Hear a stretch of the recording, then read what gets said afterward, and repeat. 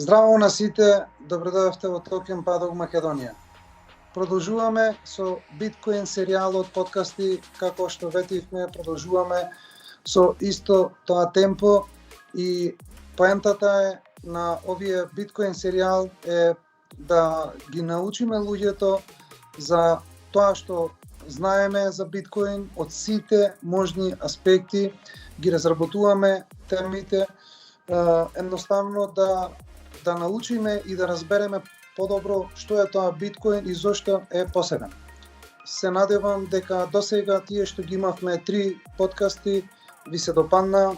Се надевам дека темите што ги разработивме досега исто така беа интересни, разнолики и имаше доста интерес од сите наши гледачи и наши следбеници.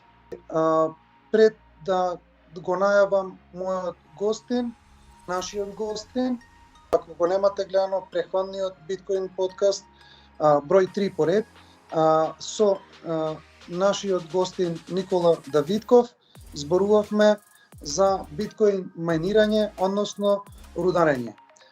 Подетално на таа тема подискутиравме на претходниот подкаст од сите аспекти за рударење. Сепак биткоин е една голема и неисцрпна тема и ние се обидовме колку што можеме да бидеме пократки на таа тема. Се надевам дека многу луѓе извлекоа интересни заклучоци и научија доста за мајнирање за биткоин. Исто така во претходниот подкаст ние со Никола дискутиравме и за вторите слоеви на биткоин, Layers 2, и која проблематика ја решаваат и која иновација е носат на самата биткоин и за адаптација, широка светска адаптација на биткоин. Во овој четврти подкаст гостин ми е Никола и ќе дискутираме за 3 теми вечерва. Првата тема ќе биде криптографија, појавата, како почнала, кога се употребувала и едноставно тоа што денес го знаеме како биткоин. Ако некој изучувал криптографија или ако се обидувал сам да истражи за криптографија, ќе свати и ќе знае дека биткоин е она досега од тоа што го имаме е буквално совршенството на криптографијата. Биткоин го носи тоа во едно друго ниво и го носи до совршенство, ја носи и криптографијата како наука и како појава. Исто така, вечерва со Никола ќе дискутираме и на уште 2 други теми, а тоа е биткоин како злато 2.0, односно дигитално злато, зошто е така и зошто може евентуално да го надмине златото. И последната тема за вечерва, зошто толку е биткоин битен за инвеститорите и зошто е биткоин како дел од инвестициони портфолио. Најпрво, добре дојде Никола. Мило ми е што те гледам повторно. Ти благодарам што одвои од твоето време да направиме уште еден подкаст. Инаку за тие што не знаат, Никола е долгогодишен криптоинвеститор, криптоентузијаст и познавач на криптосферата и секако дека има и доста активности во тоа. Една од неговите активности е модератор на криптовалути Македонија. Добре дојде, Никола. Благодарам уште еднаш на најавата, Дарко. Мило ми е што правиме нова епизода. Се надевам дека повторно ќе им го одвлечеме вниманието на гледачите и на сите следбеници.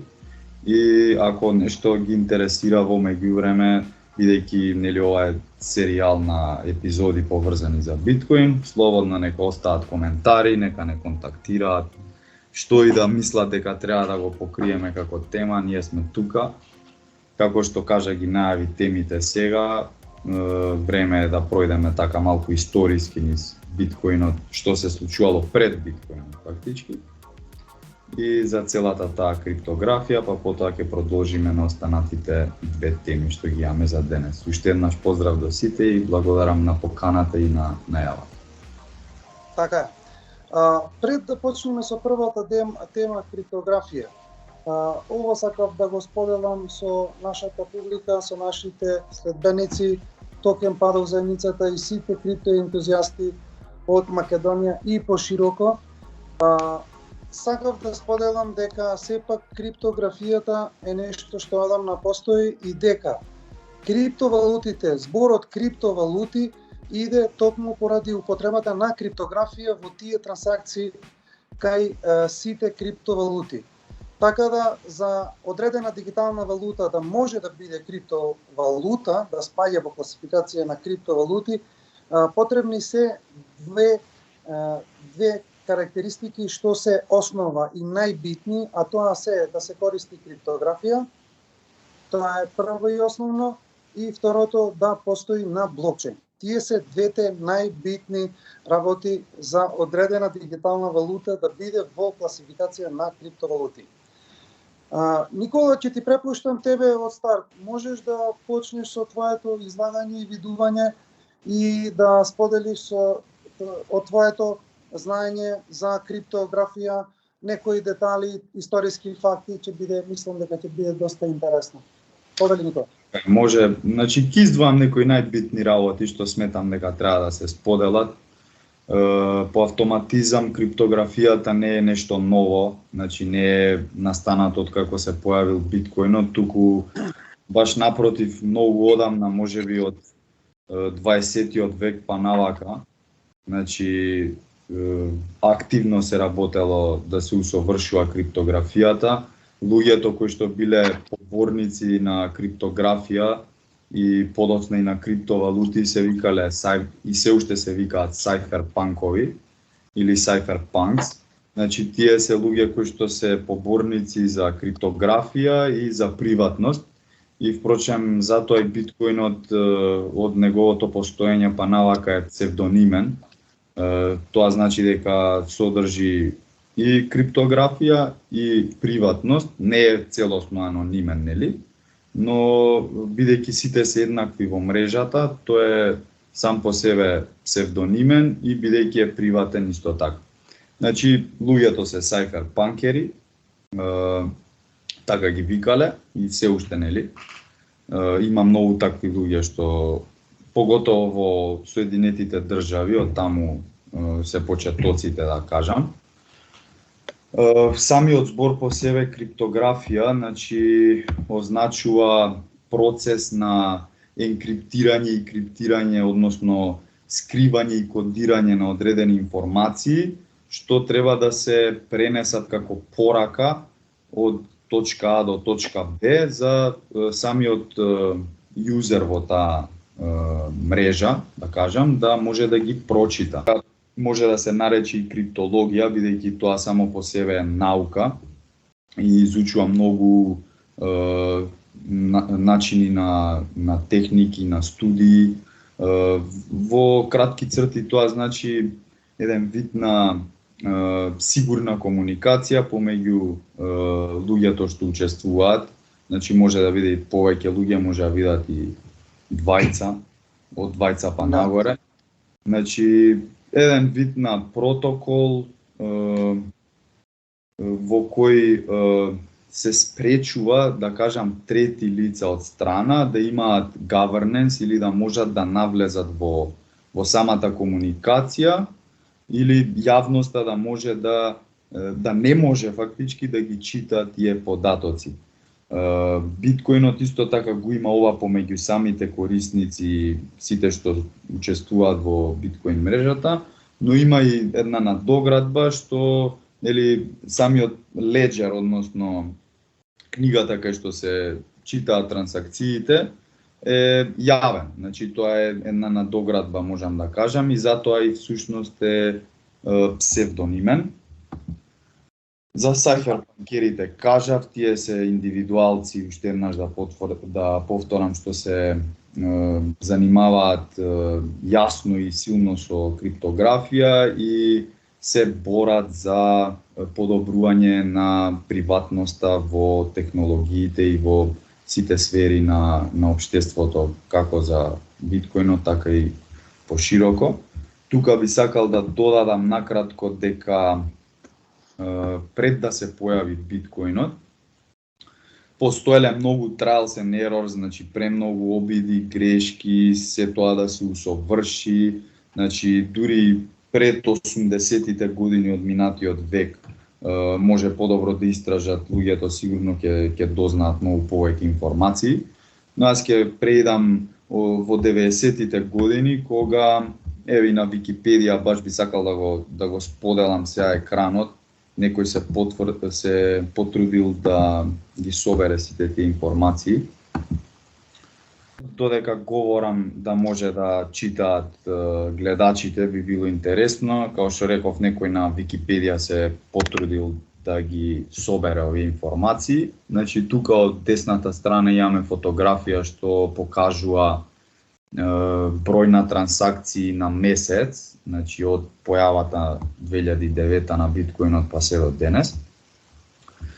Тука ќе навлеземе во бекграундот, значи имало премногу обиди претходно за електроник кеш или за дигитални кеш средства, од еве го Давид Шаум, Стефан Бренц, Синтија Дворк, тие биле во 92-та година, потоа Адам Бек, кој го изградил Proof of Work шемата за контрола на спам во 97-та и секако тука се креаторите на BitGold, Ник Шабо и B-Money, Вей Дай. Значи, тие исто така имаат многу придонесено и откако се појавил биткоинот. Многу луѓе ги сметаат. Да кажав, тие се исто во главните програмери на биткоин. Многу луѓе сметаат дека и они се кријат позади Сатоши Накамото, но тоа не би навлагал таму. Исто така Хал Фини го има изградено првиот Proof of Work reusable протокол уште во 2004-та, мислам, ако не се лажам. Така нешто 2003-2004-та мислам дека беше почеток 2000. И фактички биткоинот е базиран на тој протокол од Хал Фини, и првата трансакција, мислам дека Genesis беше, или после Genesis од како му доаѓа, значи тој што ја примил првата трансакција токму Хал Фини. Потоа е потврдено дека таа била негова адреса. Еве тука надоле има веќе од креацијата, дека е peer-to-peer electronic cash system и самата бела книга фактички тоа што го кажува, самите зборови што ги потврди, што ги повтори во претходниот подкаст број 2. Еве го за Genesis блокот, така да тука има интересни работи од година за година, што си има случувано, доста многу информации и статијата се ика, нели, History of Bitcoin може да си ја најдат. Сега стопирам екранот и ќе ти препуштам на тебе да додадеш слободно околу оваа тема, што имаш. Криптографијата наједноставно кажано е кога сакаме да разменуваме информации меѓу нас без да дозволиме некоја трета страна да може да ги прочита тие информации. Хронолошки, историски, јас ќе спомнам неколку моменти од историјата во користење на криптографија, и првото нешто кога пребаруваме на интернет, на Google, првото нешто што го наоѓаме за криптографија и употреба на криптографија уште од времето на Римската империја, односно на времето на Гај Јулије Цезар. Историчари велат со доказ, има докази за тоа, дека Гај Јулије Цезар кога сакал да комуницира со своите генерали или кога сакал да пренесе многу битна порака до друго царство и така натака, тој користел криптографија за да може да ја зачува таа порака, да може да стигне онаму кај што треба и таа порака да остане меѓу него и онаму каде што сакал да ја прати. Јас верувам дека најверојатно и преходно постоело некој вид на криптографија, не верувам дека е од тука почетокот, но меѓутоа првото евидентирање на криптографија е дури од тогаш. Инаку имаме ние во поновата наша историја, во минатиот век, овај 20 век изминат, имаме веќе ние и силни докази, каде што имаме точно докажано како ние сме користеле криптографијата, почнувајќи од Првата светска војна. Се тврди дека Велика Британија ја користела во првите криптографијата за комуникација преку барата, односно се до Мексико и до нивните други сојузници во тој период. Исто така имаме и многу познатата машина Енигма, што во Втората светска војна германската војска ја има развиено овај тип на криптографија, и тие се тие што во тој момент ја користеле овај начин на криптографија. Во тој момент тие биле најсофистицирани, се додека моментот британски исто така научници за криптографи, во тој момент Алан Тјуринг беше еден од тие, и другиот беше Блечли Парк, што успешно ја дешифрираат машината Енигма на тогашната Германија, и исто така со тоа тие надградуваат таа криптографија. Исто така после тоа и американците во текот на Втората светска војна ја користат криптографијата, со познато го развиваат еден одреден систем на криптографија што е наречен Сигали систем за безбедност. И инаку својствено било што криптографијата е било многу користена за воени цели, и веќе идеме некаде накај 70-тите, каде што прв пат се користи јавен клуч, криптографија на јавен клуч за информации покрај воени цели. Исто така и друг вид на институции почнале да го користат това, но проблемот кај овај јавен клуч или public key на англиски било што тој private key бил фактички двете страни имаат public key, јавен клуч, но меѓутоа во тој даден момент во 80-тите, каде што прв пат се користи овај тип на криптографија, тие имале еден приватен клуч, private key. И проблемот било тука што за едниот да ја пренесе пораката на другиот, оди од еден public key, јавен клуч, до другиот јавен клуч, односно адреса, па после тоа приватниот клуч, тој што веќе испрата, треба да му го испрати истиот тој приватен клуч на тој што треба да ја прими пораката, за да може да ја дешифрира и да ја прочита таа порака. Но меѓутоа тука проблемот било што се случувала таа трансакција на приватниот клуч, можеле хакери во тој даден момент да ја пресретнат таа порака и да знаат за што се работи. И после тоа натака веќе идеме од 90-тите натака идеме со клипер чипот, нешто што го користи американската влада, го користи со овие познати технолошки фирми, и наречен исто така има дека тој клипер чипот има некој како задна врата, backdoor, каде што сите информации од сите што ги користат тие услуги на одредени фирми, без разлика за што и да се, тие имале момент каде што можеле тие да ги екстрактираат тие податоци, и во тој даден момент после неколку години настанало доста прашање околу тоа за приватноста на корисниците.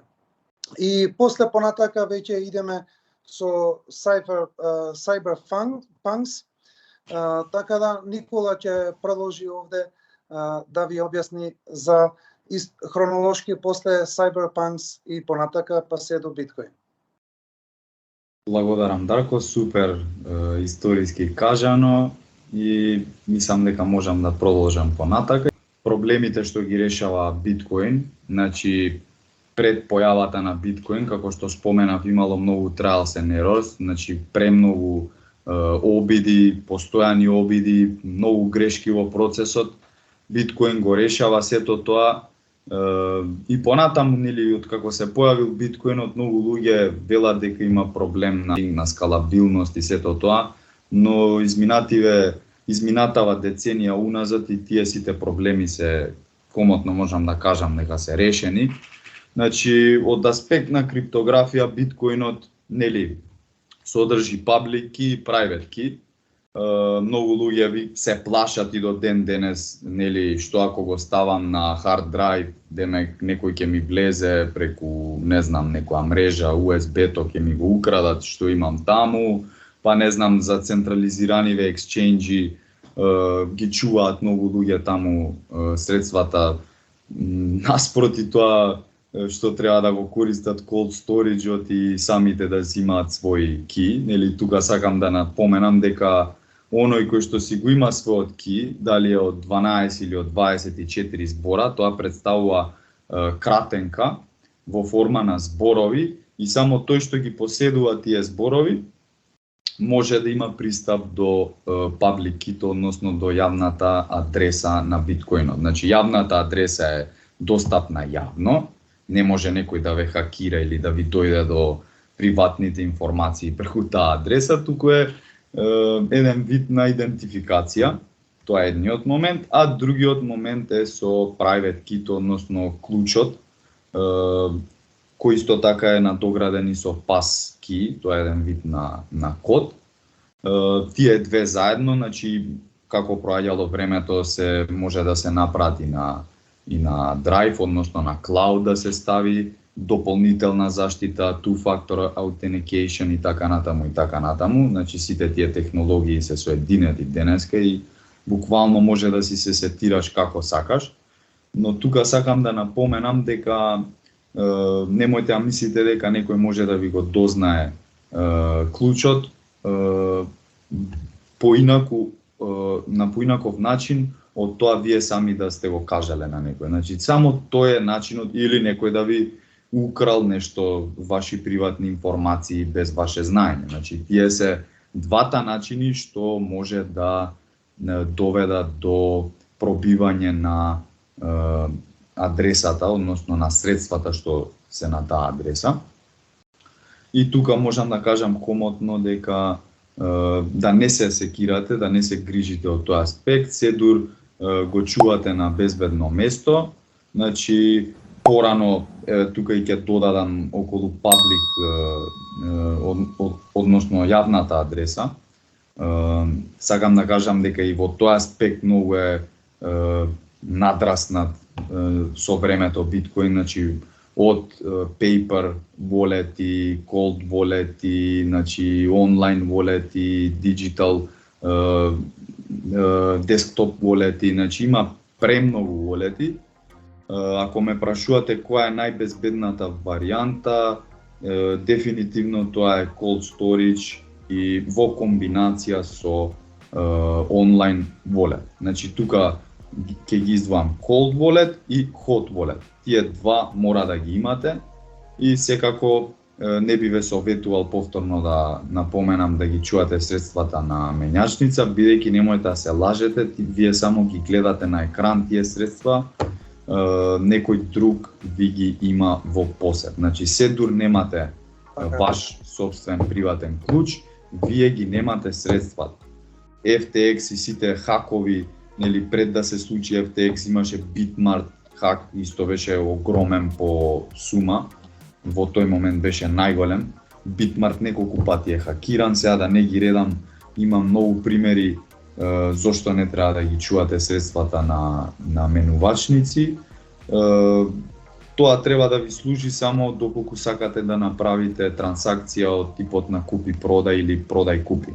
Тоа е единственото нешто што според мене би требало да се користат менувачниците. Се останато е несигурно, тотално несигурно. Така. Самиот збор менувачници кажува за што служат. Тие служат за менување на криптовалути или евентуално некој ако сака да прави off-ramp или on-ramp, односно од фиат валути во крипто, од крипто во фиат валути. За тоа служат централните менувачници, но никако за чување, како што рече Никола. Се додека ги имате вашите приватни клучеви, тогаш вие сте во собственост на вашите криптовалути, но доколку ги чувате во централна менувачница, вие не сте во посед. Така да, ова е многу битно за сите, јас ова многу пати сум го спомнувал и како што рече Никола исто така, cold wallet, ладен паричник, тие што изгледаат како USB, и јас имам, користам такви, моментално имам Ledger, сметам дека треба дефинитивно да се користат, го препорачувам за тие што не знаат, го препорачувам Trezor, докажен паричник, и исто така неговиот софтвер е отворен за сите и децентрализиран максимално.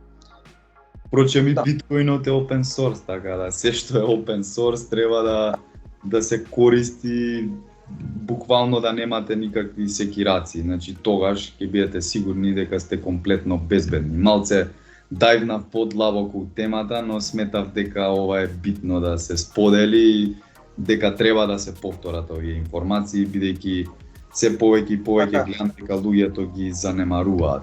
И сум сведок на тоа дека можам да кажам дека мнозинството ги чуваат се уште средствата на менјачници и после последниот проблем со FTX што беше буквално комплетно нели исчезнување на менувачница и луѓето се уште не се освестуваат, но ајде да му дадеме простор на времето и се надевам дека со тек на време ќе има се повеќе и повеќе поборници за приватност и дека луѓето конечно ќе си ги чуваат средствата во свој посед. Така. Јас да се надоврзам на тоа што кажа за биткоин, сакав да зборувам исто, да се навратам и за криптографијата и за колку биткоин моментално мрежата, блокчейн мрежата на биткоин, колку е моćна и колку е отпорна на било какви хакерски напади. Затоа што ние одиме сега во една дигитална револуција и каде што компјутерите стануваат посилни, сигурно некој од гледачите веќе слушнале за квантни компјутери и најверојатно некој има прочитано за можноста за хакирање со квантни компјутери. Моментално најјакиот компјутер, квантен компјутер што го имаат AMD, веќе го имаат произведено, е некаде 200 до 300 кубиц. 200 до 300 кубиц, квантни кубиц, така се рачуна силата на квантни компјутери во квантни кубити. За да се пробие мрежата, блокчейн мрежата на биткоин, потребно е преку 300 милиони квантни кубиц сила, моќ на квантни компјутери. Значи, гледајте споредбата, најмоćниот компјутер е некаде 200, можеби околу 200 кубиц, квантни кубиц, а потребно е 300 милиони квантни кубици. Нека проба, сила за да се хакира биткоин. Така да тоа, мислам, таа бројка самата за себе зборува за моментално како е биткоин, да не зборуваме за тоа дека веќе биткоин заедницата веќе планира и веќе има план за понатака да ги надоградува мајнерите со квантни компјутери, така да и тие ќе бидат со тек на времето. Но меѓутоа, дури и да ги имаше повеќе квантни компјутери, замислете која споредба е таа. Најмоćниот компјутер е 200, некаде околу 200 квантни кубиц, а потребни се 300 милиони квантни кубиц за да се хакира биткоин. И тоа би траело околу неколку часови. Така е теоретски пресметано дека најверојатно тоа е потребно, со оглед на толку многу компјутери што веќе постојат и функционираат на биткоин мрежата. Кога сме кај криптографијата, исто така би сакал да спомнам што во последно време станува доста популарно. Тоа е еден вид на криптографија што е во во последен момент, би рекол, последен дел од технологијата на криптографија, тоа е Zero Knowledge Proof, доказ на нулта знаење. Така е на македонски би се преведило.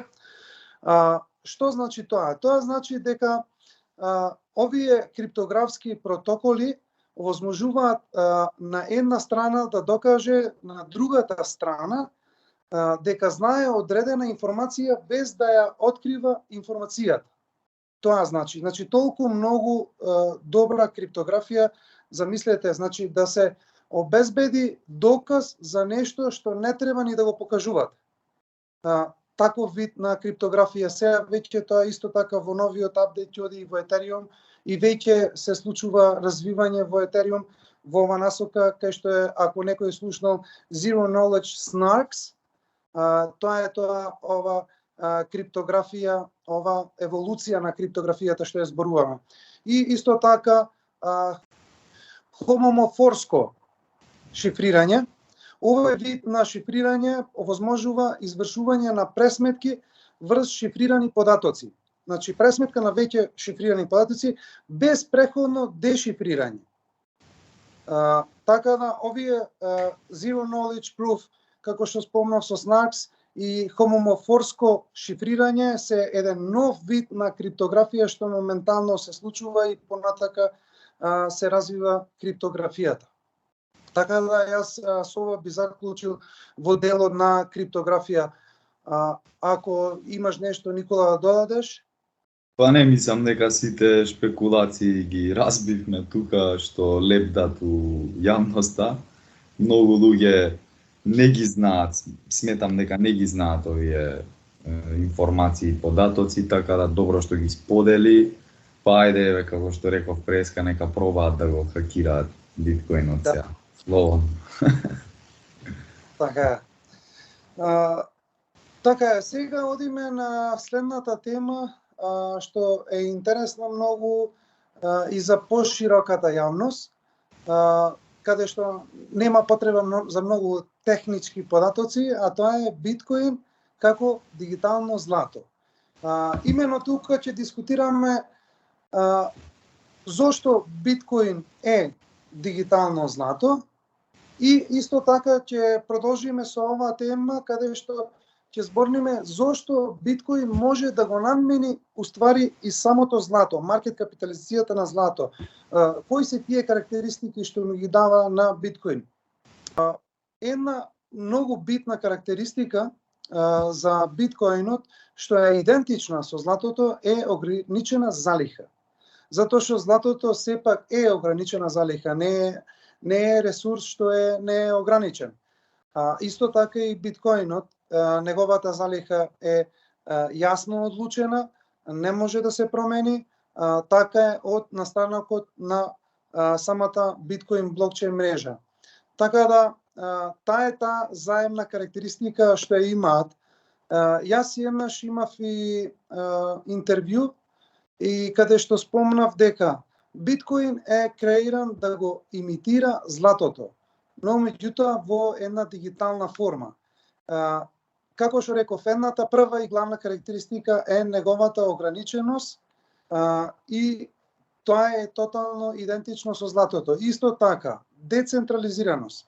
Златото не е посет на една земја, не е во посет на еден претседател, премиер или држава или било кој, или ентитет, или фирма и така натака. Напротив, злато има на различни места на светот, на различни места се рудари златото, така и биткоинот. Биткоинот мрежа распределена низ светот и насекаде имаме рудари што рударат биткоин. Така да тоа е исто така взаемна карактеристика. Исто така златото, пошто веќе златото сепак го имаме ние одамна, уште од настанокот на човекот, од првата трговија што се случува меѓу луѓето, меѓу одредени групации на луѓе се случувало во злато, така да тоа исто така служило за размена златото, така да и биткоинот денес исто така има таа иста карактеристика. И поради тоа златото одамна важи дека е најдобро нешто за заштита од инфлација. Затоа што, како што рековме, нели, поради неговата ограничена залиха и затоа што може да се користи во различна намена. И истото го има и биткоин, но се уште не е 100% докажано, затоа што јас тоа многу пати сум го спомнал поради таа маркет капитализација, затоа што златото е моментално некаде околу 11 трилиони американски долари маркет капитализација, за разлика од биткоин, каде што е некаде околу пола трилион маркет капитализација.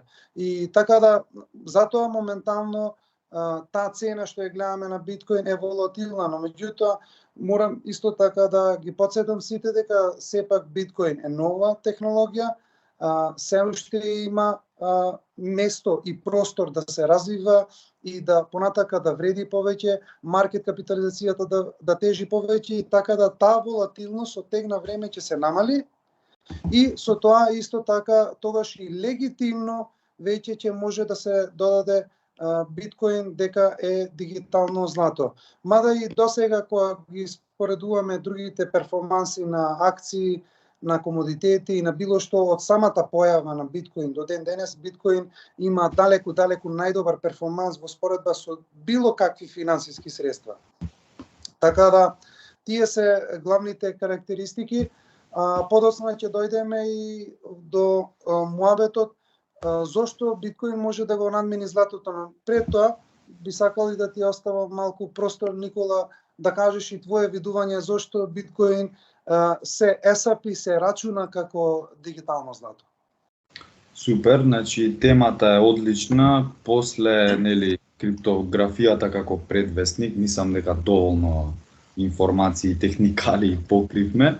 Може да преидеме во втората тема, кажа доста битни информации. Јас исто така сметам дека со текот на времето и како се развива биткоинот и како се добиваат се повеќе, нели, како се приклучуваат повеќе корисници, тој се повеќе и повеќе ќе потврди дека е заштита против инфлацијата или како што велат на англиски, нели, hedge against inflation.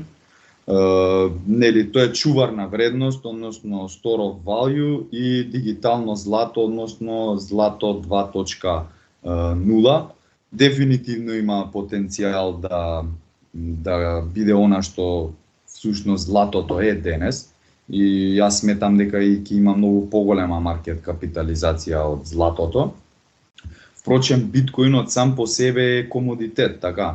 Значи, покрај тоа што е комодитет, тој и валута и значи сите елементи буквално ги има и токму поради тоа сметам дека ќе биде број 1 на пиадесталот не само во криптовалутите, туку општо во сите берзи, во сите аспекти на тргувањето, но околу таа тема ќе навлеземе откако ќе опоминеме ова. Јас тука сакам да значи уште еднаш да повторам покрај тоа што е store of value, medium of exchange, значи store of value комодитет, еднакво на комодитет. Чуварна вредност. Да, чуварна вредност. Medium of exchange, односно currency или валута и unit of account. Тука би сакал да го споделам екранот, да им покажам многу битни информации. Еве, кога ќе отидат на Википедија и кога ќе напишат legality of cryptocurrency by country or territory, тука еве таа фамозна слика каде е legal tender се тоа. Оваа слика сме во зелена, значи во permissive legal to use Bitcoin, но тоа не е точно со новиот закон што се донесе кај нас. Ние спаѓаме во full or partial prohibition и сме со црвено. Јас имам фотографија најдено каде што е точна оваа информација, но на оваа фотографија тука најверојатно е грешка, ставени сме во зелена боја, но тоа не е така. Еве го целиот цвет, можете комотно да видите. Сега ќе продолжам надоле по државите, ова е за Европската Унија, тука ги има, значи, по алфабетски сите држави. Јас сакам да преидам во делот на Соединетите држави. Ево. Ова информација ја имам споделувано, значи трезорот или US Treasury на Соединетите држави уште во 2013-та го класифицирал биткоинот како децентрализирана виртуелна или дигитална валута 2013 година. Во 2015 година, значи Commodity Future Trading комисијата или скратено CFTC го класифицирала биткоинот за комодитет во 2015 месец септември. Да. А од ова за повеќе за компаниите што го користат биткоинот, АРС нели го таксира и за проперти. Значи исто и тоа е многу битно. Биткоинот е и еден вид и своевиден имот представува. Значи покрај сите тие работи што ги набројав, нели да не се повторувам, комотно може да го додадеме и проперти, односно имот. Во зависност од тоа во која држава сте во Америка, ова е пишано тука универзално, значи не се таксира во сите држави, но во околу половина од државите нели плаќаат данок или такса. Тука има исто некои интересни информации. Сега ќе преидам на втората фотографија и после тоа и на третата. Прво на оваа фотографија. Прво на ова. Значи, Crypto Manifest е страната на Facebook. Овој лик, значи, не знаеме кој е, значи тука пишува full-time trader, инвеститор и предприемач. Ликов бесплатно споделува трейдинг сигнали и многу едукативни и корисни информации поврзани со биткоин и со криптовалути.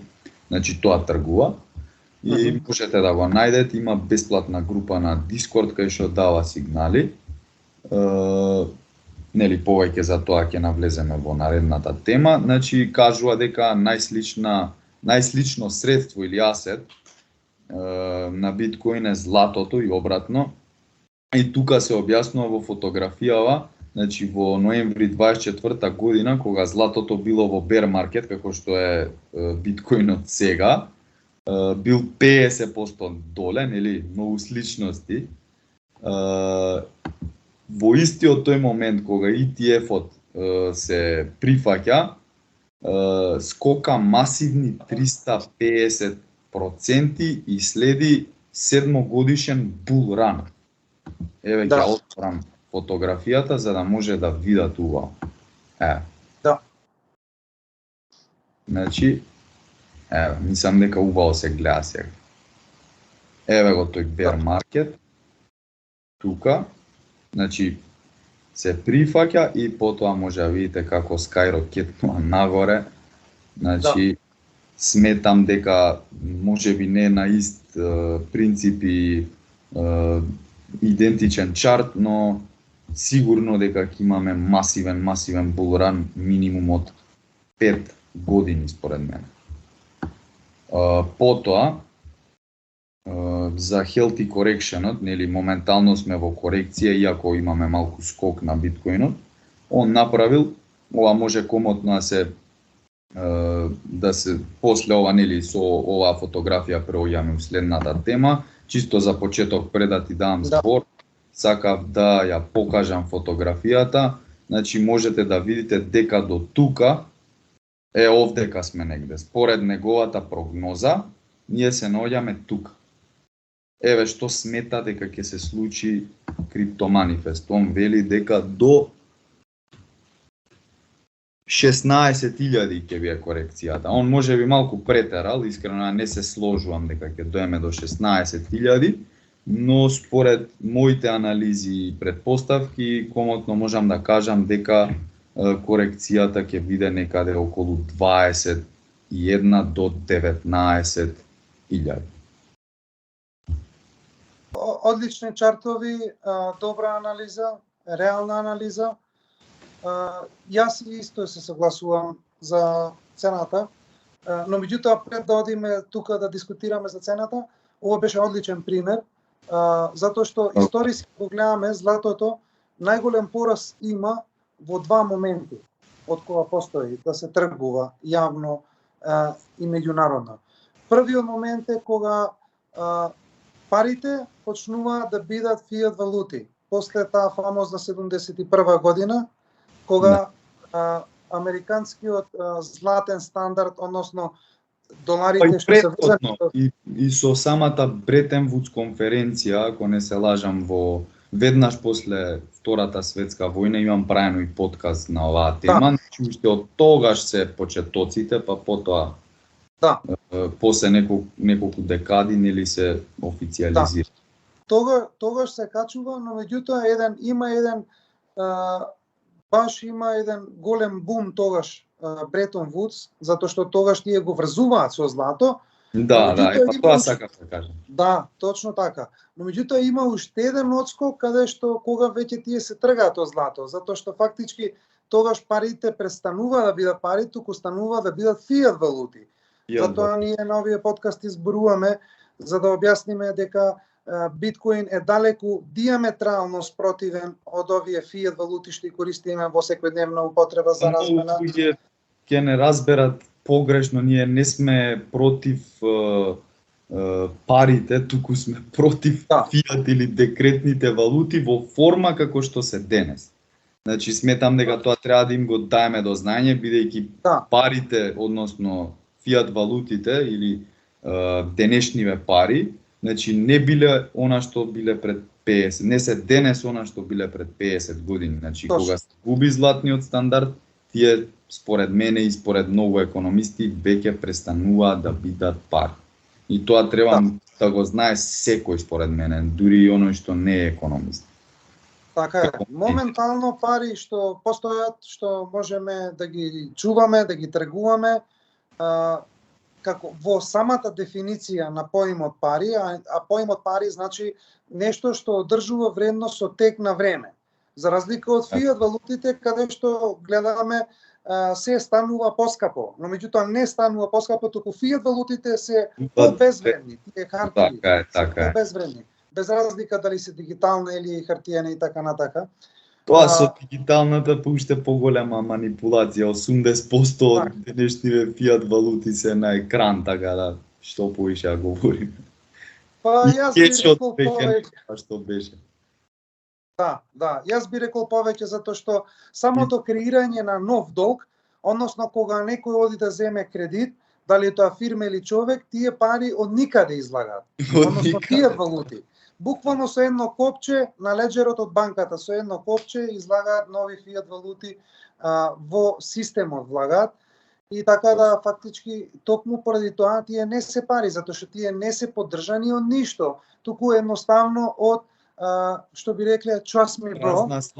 Празна слама. Trust me bro, верувај ми, се ќе биде во ред, ние сме тука, се грижиме, don't worry, ама кога ќе одиме во продавница, без разлика кај се наоѓаме, дали Македонија, Америка, Германија, еве гледаме дека секаде тоа се случува, се станува поскапо, луѓето се потешко се справуваат со инфлацијата и тераат буквално месец за месец, дури во западните држави каде што преходно се веруваше дека имаат многу подобар стандард.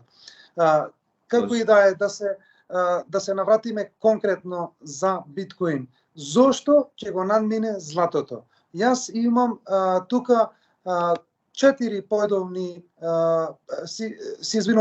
појдовни точки зошто тоа ќе се случи. Прва работа и најосновна што го зборувавме на минатите подкасти, го спомнав, а таа е финансиската инклузија. Тоа значи дека биткоин е многу лесно да се пристапи, да се дојде до биткоин за разлика пример од злато. Или пример фиат валути.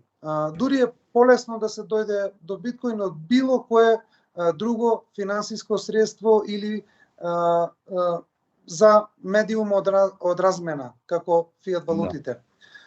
Затоа што многумина верувам дека доста луѓе знаат дека има многу луѓе што буквално немаат пристап до банкарска сметка, немаат пристап до финансиски услуги. Тоа биткоин менува таа парадигма, тотално менува таа парадигма и фактички имаме некаде сега отприлика пресметките според статиста, Светския банка отприлика се од 2,5 милиарди до 3 милиарди отприлика се луѓе што немаат пристап до банкарски услуги, односно немаат пристап до фиат валути. И мора да се снаоѓа на различен начин за да може да дојдат до одредени фиат валути ако сакаат да ги користат за размена или за купување на нешто што тие сакаат. Така да тоа биткоин дефинитивно таа парадигма менува тотално и токму поради тој лесен пристап што е толку финансиска инклузија што ја дава биткоин е првиот и најбитен момент зашто биткоин може да го престигне златото. Втора работа што е исто така многу битна е транспарентност и сигурност. Затоа што ние знаеме дека кај блокчейн, со појавата на блокчейн, на биткоин блокчейн, се менува парадигмата од тоа дека некој треба нешто да ни посредува и дека треба на некому нешто да му веруваме. Така да сега тоа е едноставно не верувај никому, едноставно верифицирај. И тоа го дава биткоин блокчейн за почеток, па после натака и другите криптовалути. Исто така многу знаеш што ми смета тука, извини што те прекинувам. Многу луѓе психолошки што играат овие големиве играчи, оние кои што се сопствениците и главните играчи во банкарските сектори, што се уште денеска нели се како да кажам контролираат се, но тоа не значи дека ќе продолжи тоа и понатаму, значи од тие кругови потекнуваат сите тие зборови, демек криптовалутите и нели се што е поврзано со блокчейн и криптовалути е лошо, перат пари, црни трансфери, дрога, оружје, алкохол, шверцање, не знам што. Тоа е фактички психолошки трик, ти да веднаш да помислиш дека тоа е нешто лошо. Па ако земеме така, тоа црниот маркет е поголем каде од целиот маркет на криптовалути. Проверете го тоа, ќе видите сами. Што поише, значи една информација само проверете и ќе видите. Dark web и се тоа што не го гледаме на површината на вебот, нели имаш deep web и dark web, така. Па dark webот кој знае што се случува. Сега таму ако тргуваат со криптовалути, тоа е само еден мал сегмент од црниот пазар. Со фиат валутите не се прават перење на пари, превари, сите тие лоши работи што ги спомна. Апсолутно дека се прави. Пута 100 тоа што се прави во криптовалутите. Ама нели биткоин е лошиот и со биткоин се перат пари. Па добро, сега тие што се централистите мора да имаат одреден наратив да кажат против биткоин и криптовалутите, затоа што едноставно тие немаат други силни факти да ги приложат и да ги кажат на публиката, така да мора да се држат до тој вид на наратив дека до тој шаблон, затоа што на крајот на денот тој што сака да прави криминал и влегува во криминални активности, тој може да најде било какви алатки, начини за пренос на пари, на било што и да најде било каков начин, така да не значи дека тоа нешто тоа е за крипто. И ако реално зборуваме, јас ова сака да го оцрна, тоа е тоа. Да, но меѓутоа тоа е многу само некој што не е знаен, некој што не познава како функционираат криптовалутите не се анонимни. Постојат има одредени криптовалути што се платежни за анонимност, но меѓутоа ако и тргнеме тие што се малку, може да се избројат на прсти, на прсти може да се избројат. Сите други криптовалути се јавни, отворени, транспарентни и се псевдонимни. Но исто така, ова мора да го кажеме дека со било каква сомнителна трансакција имаме IP адреса. Таа IP адреса преку сателит многу лесно може да се лоцира. Така да тие теории дека криптото за тоа се користи, дефинитивно со тоа паѓаат во вода. Кеш не можеш да лоцираш со GPS сателит, но меѓутоа можеш да они не сакаат тоа да го кажат, затоа името им е. Тоа е тоа. Така да завршам со ова. Зошто биткоин ќе го достигне маркет капитализацијата на златото и ќе го премине, ќе премине маркет капитализацијата на злато, како што реков, лесниот пристап, преносливост и транспарентност и сигурност, и преносливост и управување, начин на управување. Значи ти дава автономија и исто така е многу лесен да се пренесе. Пример сега, ако јас имам злато во вредност од, да речеме, $1 кило, денешна вредност чинам дека е некаде околу $65,000 горе-долу. Така да јас имам тешкотија тоа да го пренесам. Не можем да го пренесам преку граница. Не е возможно такво нешто. Но меѓутоа, вредноста за да ја пренесиме со биткоин е многу лесно. Како физичко лице немаш шанси да го пренесеш. Точно така. Така да овој проблем што го има златото, ова го решава исто така биткоин. И токму ради тоа е подобар, затоа што можеш да преносиш понапреден се повеќе. Точно така, и можеш да пренесиш било која вредност на пари за било што во било кој даден момент.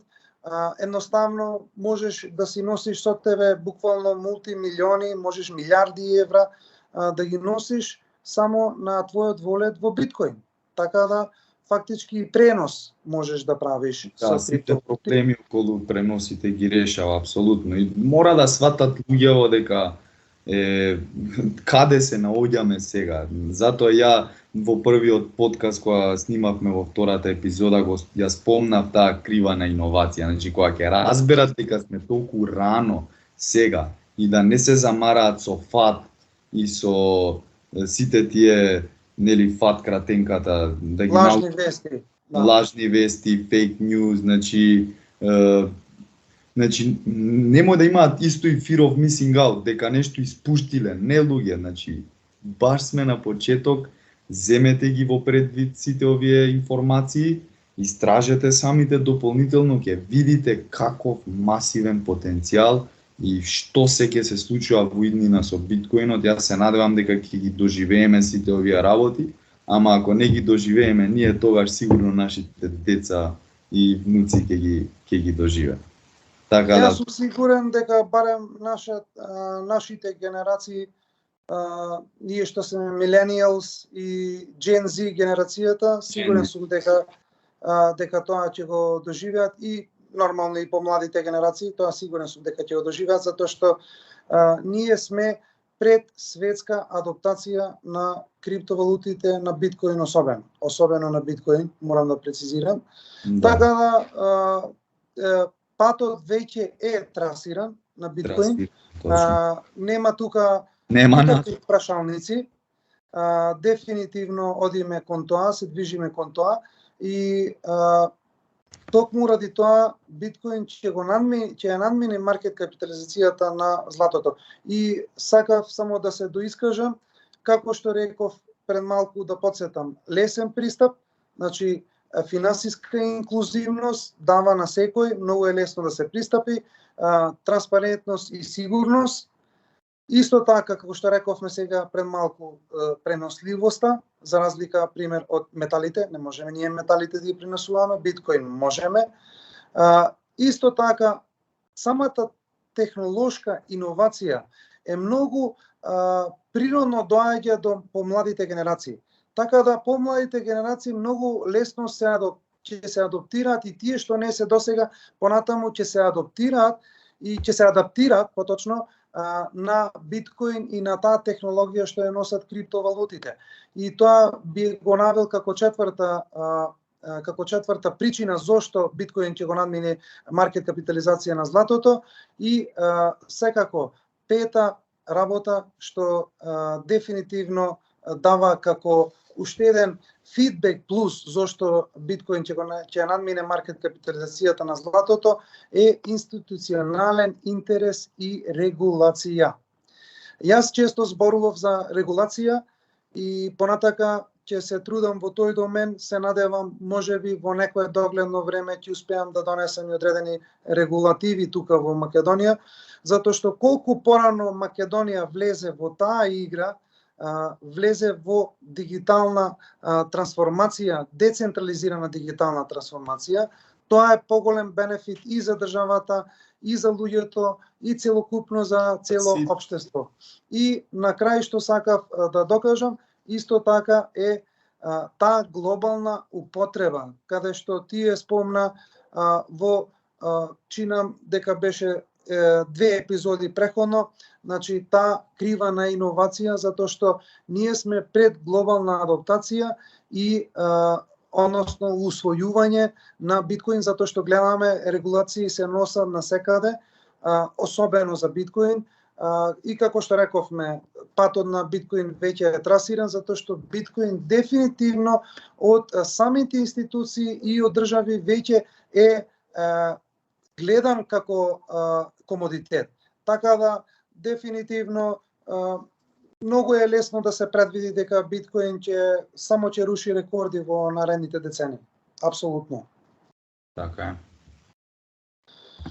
Лично, јас мислам дека им се разјасни зошто ние зборуваме за биткоин како ново дигитално злато и зошто сметаме дека биткоин ќе го премини златото. Се надевам дека со овие работи што ги спомнавме сега двајцата, се надевам дека многу им се појасни и се надевам дека им дадовме плюс самодоверба зошто треба да го имаат биткоин како дел од своите инвестиции.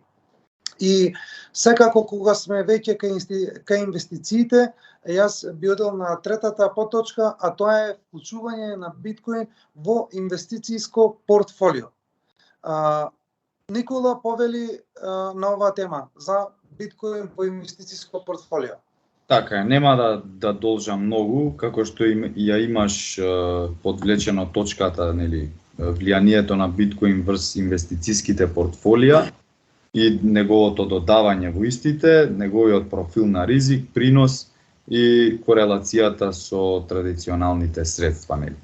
Сега јас ќе кажам некои битни информации, потоа ќе кажам според мене субјективно што правам и што сметам дека е најдобро за мене, а ќе оставам простор луѓето сами да си одлучат. Значи ова не се као еден дисклеймер, не се значи финансиски совети, туку препораки, ајде така да ги кажам, па нека си одлучат луѓето самите. Што е најдобро за нив. Значи според мене и претходно во истата, нели, епизода кога разговаравме за како увод за биткоинот, втората, напоменав дека доминантноста на биткоин е околу 50%. И според мене треба да се водиме нашето портфолио да биде според тоа колку е доминантен биткоинот. Ако е 50%, значи во таа епизода кажав, сега ќе го повторам, значи треба барем 50% од нашето портфолио на криптовалути да биде во биткоин. Тоа е еден момент. Потоа, значи, доколку поседувате некои си други инвестиции како метали, нели, спомнавме злато, сребро, акции, исто така тука ќе кажам, и сите други видови на, нели, инвестиции. Да, финансиски средства. Според мене, значи, во споредба со сите тие традиционални средства, биткоинот е каде подобар. Сега да не губам време да ги отворам споредбите уназад 10 години со останатите Неспоредливо е. Национални средства, нема споредба, ти многу пати си ги споделувал тие фотографии, Да. нека отидат на тоќен падок Да. и ќе ги најдат слободно. Ќе ги споделим и тука сега во теков на овој подкаст. Супер, значи вреди да се погледнат. Мене ако ме прашувате, јас речиси воопшто сум поседувал предходно, но сега речиси воопшто не поседувам традиционални средства. Тука ќе ги ставам нели акциите, животно осигурување, па не знам метали, сите тие работи, инвестициско злато и сите тие ствари, значи и да ги поседувам се во многу мал процент, незначително во тоа што сум инвестирал во крипто, броеви нема да споменувам, но во проценти може да кажам дека пута 3 од тоа што имам традиционално, значи пута 3 поделено со 3 од тоа што имам во крипто го имам во традиционално. Така да според мене јас со текот на времето ќе станам и сигурно all in крипто, бидејќи сум поборник за тоа и ние се наоѓаме во таква средина каде што се уште нели напомена дека не сме го фатиле тој бран, се уште немаме адопција, немаме прифаќање се уште на криптовалутите. Не знам зашто на Википедија на таа слика бевме стајани во зелена зона, но со самиот закон што го донесоа нели за перење на пари, што беше најновиот закон, фактички е прохибитет, односно декриминализирано, да не речам забрането кај нас. Па ние сме во сива зона, не е ни нелегално, не е ни легално. Сива зона е Македонија. За жал, пошто има премногу непитмени луѓе што се на власт. Така е, значи тоа е најточното, ние сме во сива зона, комотно може да не тргнат од мапата, така да, но и покрај тоа, јас сметам дека пак мораме да извлечеме поука и да видиме малце унапред 10, 20, 30, 50 години и да сватиме каков потенцијал имаме и како лесно можеме да си уредиме државата, за разлика од некои многу милионски држави како што постојат низ светот. Ние не сме таков случај и можеме многу брзо, лесно и ефикасно да се преуредиме и да ги постигнеме сите овие работи, како на индивидуално, така и на државно ниво. И сметам дека и покрај сиве овие сиви магли и ветришта, можеме многу лесно да ги промениме работите. Затоа и биткоинот ни го овозможува тоа, што побрзо го сватиме, тоа подобро ќе биде и за нас и за идните генерации. Тука ќе додадам дека треба да имаме секогаш нели одредена сума на кеш, и тоа ако го рачунаме нели во традиционалните финансиски средства, за да правиме еден вид на долар cost average. Значи тоа е една од најпаметните и наједноставните стратегии. Кога ако не тргуваш на берза и да ги одредуваш цените кога ќе биде лонг, кога ќе биде шорт или кога ќе расте, кога ќе паѓа, тогаш, значи и во комбинација со тоа, дали со или без, небитно, значи тогаш долар cost average е дефинитивно една од најпростите, едноставни и ефикасни стратегии. Долар cost average во суштина представува оној пат кога имаме своевиден пат на цената на биткоинот, да докупиме, односно да направиме зголемување на портфолиото, односно да доинвестираме. И секогаш кога сме во пер маркет и кога се случува тоа, долар cost average е најдобрата стратегија. Сега тука кај нас имаме денар cost average, така да дури не мора ни да се спомне доларот. Понатаму ќе навлеземе и за таа дедоларизација како тема, значи треба да си имате еден менеджмент на ризик, да не ги гледате криптовалутите колку ви вредат во долари, туку да гледате да имате што повеќе единици во самите криптовалути. Тоа мислам дека многу луѓе не го дале како совет и ќе искористам таа прилика да го кажам тоа. И покрај тоа што ги гледате колку ви вредат во долари, верувајте ми, занемарете го тој момент. Гледајте само да акумулирате што е можно повеќе. И тука мислам дека би завршил, да не должам многу и да не го тупиме, што би се рекло. Ако имаат некои прашања, ќе ги одговорам. Тука сум во секое време. И ти благодарам што ми даде можност за излагање. Секако, со задоволство. Јас би сакал да завршам со ова последна тема, биткоин како дел од инвестициско портфолио. Како што пред малку спомнавме во преходната тема, зошто биткоин ќе го премине златото. Токму поради таа причина, тие што се искусни инвеститори и тие што се софистицирани инвеститори веќе го имаат биткоин во нивното портфолио или веќе планираат да го имаат биткоин во скоро време во нивното портфолио. Кога веќе зборуваме за видови на инвестиции, типови на инвестиции, инвестициско портфолио зборувам за секаков тип на инвеститор. Дали тоа е физичко лице, дали тоа е правно лице или институционални инвеститори. Токму поради тоа се појавува ова појава на ETF, биткоин ETF, за да им се овозможи на тие институционални инвеститори да можат да имат дел од тој биткоин.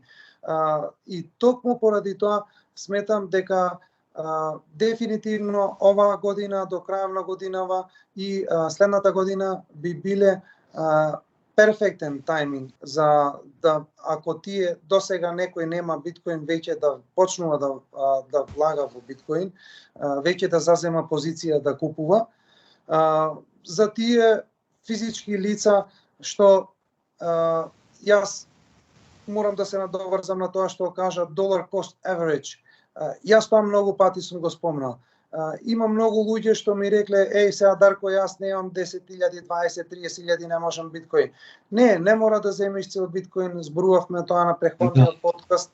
Еден биткоин содржи 100 милиони сатоши, така да дефинитивно ти можеш да купиш дел од тој биткоин и со тој dollar cost average. Ако еве сега рачунаме за македонски стандард, за една просечна плата, да речеме 400-500 евра горе-долу, така да верувам дека секој еден може да издвои барем 100-200 евра месечно и да ги вложува во биткоин. Јас сум сигурен дека со текно време многу ќе им се исплати. Без разлика вложување во финансиски средства секогаш се исплаќа. Јас сум практично од 2003, значи 20 години инвеститор, преходно бев во акции се до 2017, од кога се запознав со биткоин и од кога почнав да инвестирам во криптовалути и во биткоин, дефинитивно се префрлив и најголемиот дел од моето инвестициско портфолио содржат криптовалутите начело на биткоин, апсолутно. Јас лично менаџирам моментално со некаде 78 криптовалути, но веќе од 9 август веќе излегов од позиција на многу криптовалути, но единствена позиција што ја имам заземено од 2019 и ја немам сменето до ден денес, тоа е позицијата на биткоин. Немам ниту продајно, ниту едноставно не се замарам. Тоа е исто како купување на недвижности. Кога купувате куќа или стан, вие сигурно нема да одите наредната недела и да прашувате колку е цената на станот или куќата за да ја продаете нормално. Така да мојот поглед за биткоин е на многу долг рок. Јас за мене лично сметам дека ако би продавал, можеби би почнал да продавам од 2027 натака. Според мои проценки сметам дека можеби таа цена би била прикладна, но меѓутоа се до тогаш јас ги користам приликите кога има падови, како што искористи Влани. Јас исто така им препорачував и во Facebook група и на Twitter, на сите им препорачував кога бевме на ниска граница, каде бевме околу $16,000, под $16,000, јас на сите им велев дека им кажував дека тоа дефинитивно е животна шанса. Можеби ќе имаме повторно шанса, јас лично очекувам пат, затоа излегов во многу позиции, очекувам пат во наредниот период, затоа што сепак јас следам макроекономијата, сите макроекономски индикатори покажуваат дека сме во длабока рецесија, се очекува уште официјално во Америка да признат дека се во рецесија, а можеби и комунистичката Кина ќе признае дека е во рецесија, затоа што таму имаме веќе дефлација, имаме голема невработеност на младите, така да тие работи се одвиваат како бранови на сите финансиски пазари и се знае во една таква неповолна економска ситуација, финансиските пазари ќе доживеат еден пат. Но за тие што се вистински инвеститори, дефинитивно тоа е одлична можност за да може да се купи на попуст. Биткоин, таа е таа иста технологија што луѓето трчаат да го купуваат биткоин на $50,000. Луѓе, тоа е истата технологија. Биткоин е истиот, тој не е променен. Така да сега е на попуст. Најверојатно ќе имаме дополнителен попуст. Тоа буквално сватете го како попуст, затоа што таа технологија не е сменета. Самото средство не е променето. Тоа е истото средство, истата технологија, но меѓутоа на пониска цена. Така да мора тој погрешен мајндсет, тој страф, тој сомнеш и тој сентимент да се тргне и едноставно да се земат фундаментите, да разбериме за какви финансиски средства. Јас сум поборник лично за било кој човек што е инвеститор. И јас ги поддржувам сите луѓе што се инвеститори, без разлика во какви финансиски средства вложуваат, без разлика. Се додека се вложува во финансиски средства е многу подобра опција, освен само да се чека на месечен приход од работа или од некоја си фирма, без разлика што и да е, мора да се инвестира.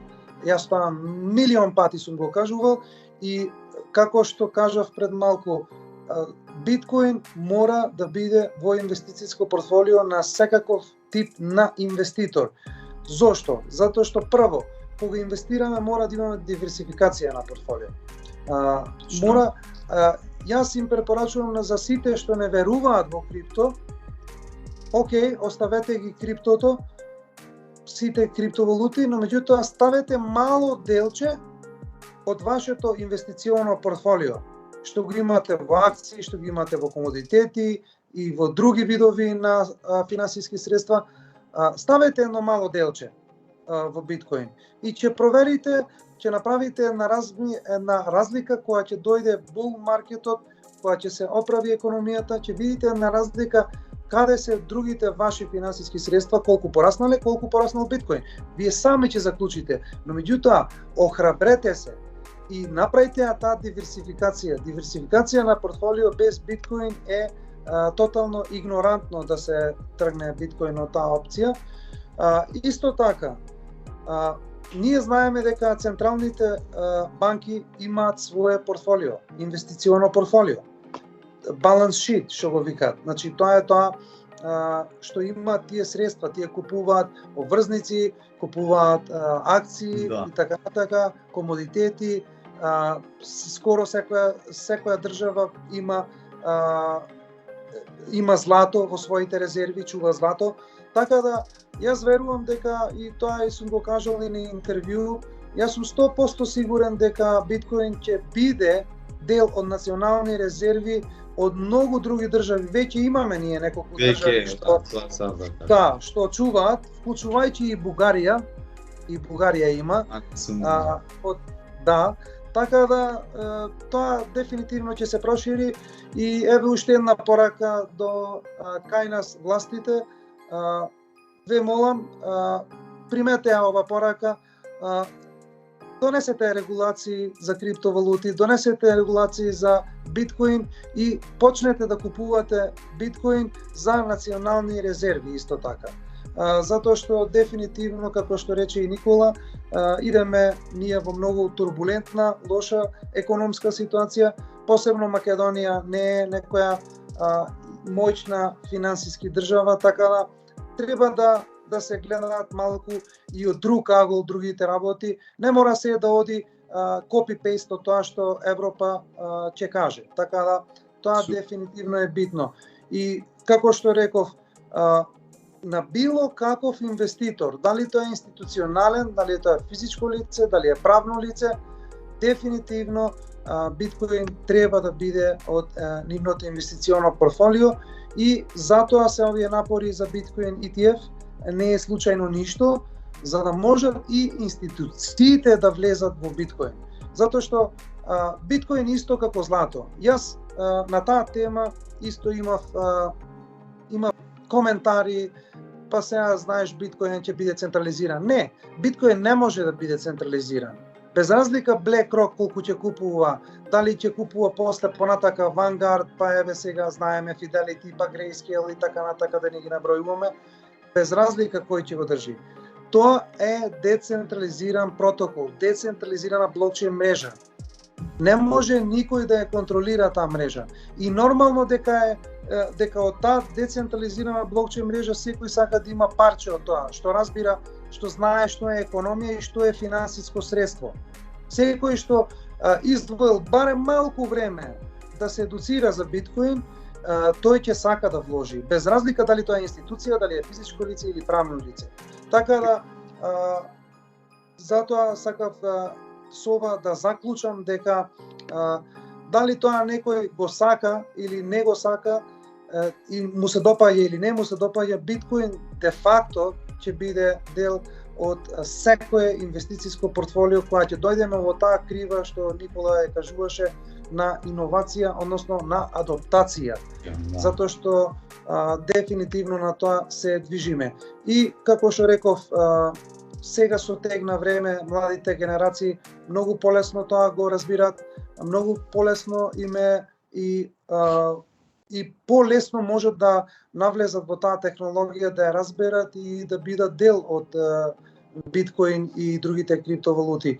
И секако, како што реков, за тие што се економски подковани и тие што ги разбираат финансиските пазари, дефинитивно и тие се инвеститори што гледаат подолгорочно, подалеку, и тие долгорочни инвеститори де факто веќе го имаат биткоин и понатака више уште многу други ќе го имаат.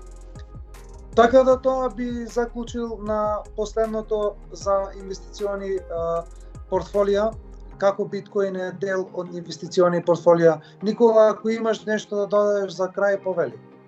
Па една порака еве сакам да испратам до сите луѓе, како до сите македонци и до сите останати што се во државата и надвор од неа. Бидете оптимисти, погледајте ги малце работите од поинаква призма, од поинаква перспектива. Иако финансиските пазари и институционално се наоѓаме во лоша констелација, тоа не значи дека ќе продолжи вака. Сигурен сум дека ќе имаме уште една корекција и искористете во тој момент, изграбчете во моментот, зграбчете во денот и почнете да инвестирате во децентрализирани средства, што е можно поскоро. Тоа е мојата порака за крај. Така. Никола, ти благодарам за твоето учество.